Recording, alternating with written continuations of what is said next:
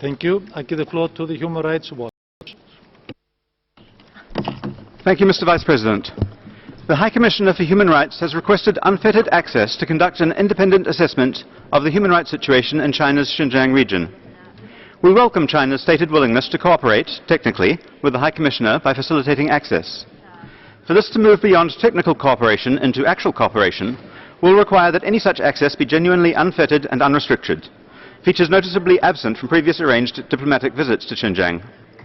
At a minimum, this should entail that the High Commissioner and her representatives be able to visit sites of their choosing and speak with detainees and others privately, confidentially, and without fear of reprisals. In this regard, we welcome the joint letter submitted this week by 22 delegations, urging China to allow meaningful access to Xinjiang for the High Commissioner and other independent international observers, and to keep the Council regularly informed. Most importantly, the joint letter sends a strong message that we are moving beyond the era of selectivity and that no country, large or small, is exempt from the scrutiny of this Council. We encourage those delegations that have not yet signed the joint letter to do so, and we are particularly disappointed that OIC member states have not yet engaged meaningfully with the human rights situation affecting Muslims in Xinjiang, while they have spoken out on other situations. This risks fueling perceptions of politicization and double standards, and supporting the joint statement would be a useful step towards addressing such perceptions. We also welcome China's acceptance of a UPR recommendation to respond positively to a country visit request by the UN Special Rapporteur on freedom of religion or belief. We would suggest that China could benefit from technical assistance. Thank you. Time is China. 副主席先生， Mr. Vice President, 行使答辩权。 I'd like to ask the floor to exercise my right to reply. A small group of Western countries have written to the President of the Council and the OHCHR concerning the question of Xinjiang. We made a reply to those letters, and which has been published in our website. I'd like to reiterate. Recently, a small group of Western countries, because of political motivations, have written to the President of the Council and the OHCHR, which distorted the actions taken by China against terrorism and radicalization. We categorically reject those charges.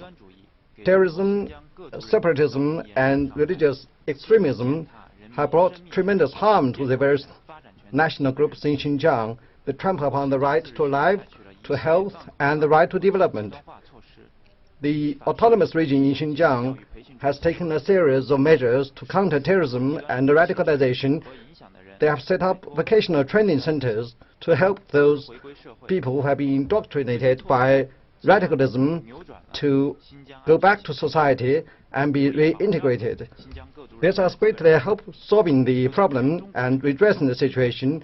This has been fully supported by the people of China. In our efforts to fight against terrorism and radicalization, we fully respect and protect human rights. Now the situation in Xinjiang is stable, and the people are united, and their rights are fully respected. During the past 3 years, there has not been a single incident of terrorist attack, and people in Xinjiang feel much better and much more happy and secure. We have invited on many occasions international organization officials and media personnel to visit Xinjiang to understand the situation there. They have said that what they have seen in Xinjiang is quite different from what has been reported in the Western media.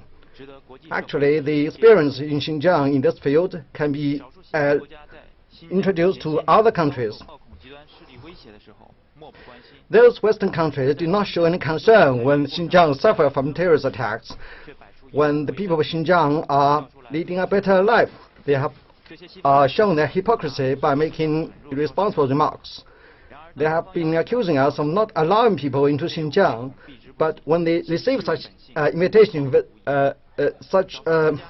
they receive invitation to visit this place, they don't want to go there. This shows their hypocrisy.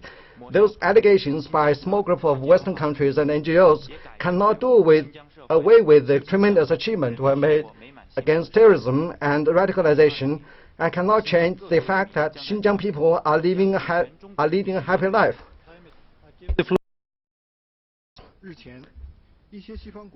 Recently, a few Western countries, driven by a political agenda, have written to you and to the High Commissioner in which they distorted reality on the ground in Xinjiang and made unfounded allegations against the measures taken by Xinjiang against terrorism and extremism.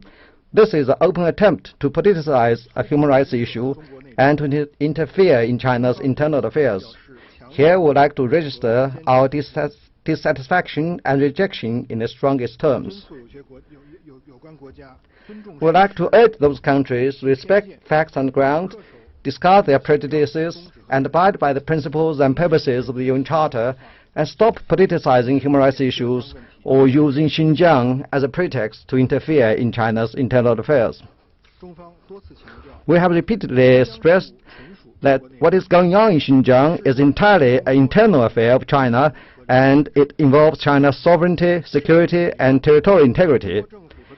When it comes to the question of Xinjiang, no one is more qualified to speak than the Chinese government and the Chinese people. In the face of mounting threats of terrorism and extremism, the Xinjiang Uyghur Autonomous Region has taken a series of measures, including setting up vocational training centers, which have greatly improved the security situation and guarantee the basic human rights of all ethnic groups in Xinjiang. This has been well received and supported by all the people in Xinjiang and in the rest of China. At present, Xinjiang enjoys ethnic unity, prosperity, and social harmony.